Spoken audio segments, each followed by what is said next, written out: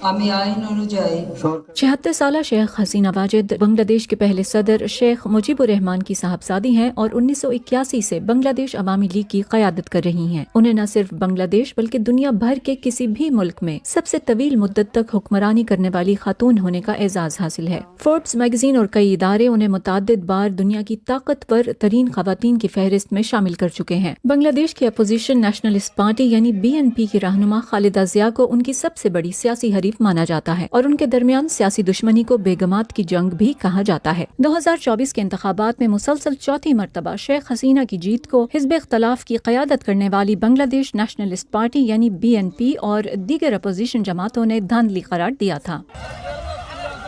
बांग्लादेश का शुमार कभी दुनिया के गरीब तरीन मुल्कों में किया जाता था। अब ये खित्ते की सबसे तेजी से तरक्की करने वाली मईशतों में से एक है। इस तरक्की का सेहरा शेख हसीना को जाता है। Our economy still it is very strong. उनकी क़यादत में बांग्लादेश ने जदीद इंफ्रास्ट्रक्चर के इजाफे के अलावा बहुत सी मुआशी कामयाबियां भी हासिल की। पिछली दहाई में मुल्क की फी कस आमदनी में 3 गुना इजाफा हुआ और आलमी बैंक का अंदाजा है कि गुज़िश्ता 20 सालों में 2.5 करोड़ से ज्यादा अफराद ने गुर्बत से निजात हासिल की। तहम कोविड वबा और रूस यूक्रेन जंग के बाद बांग्लादेश में महंगाई और बैरूनी कर्जों की शरह में इजाफा हुआ, जो पुरतशद्दुद मुजाहिरीन को सड़कों पर ले आया। 2017 में उनकी हुकूमत ने म्यांमार से फरार होने वाले तकरीबन 10 लाख रोहिंग्या अफराद को पनाह देने के अलावा उनके खिलाफ तशद्दुद की बारहा मजम्मत भी की। We want that they should put more pressure to Myanmar government so that they take them back.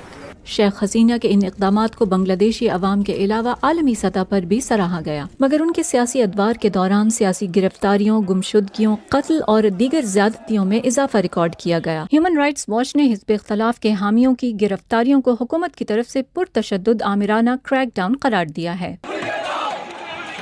Bangladesh में सरकारी मुलाजमतों में कोटा निज़ाम के खिलाफ 15 जुलाई को स्टूडेंट्स की जानिब से शदीद मुजाहिरों का आगाज हुआ था, जो बिलाखिर शेख हसीना के इस्तीफे की वजह बना।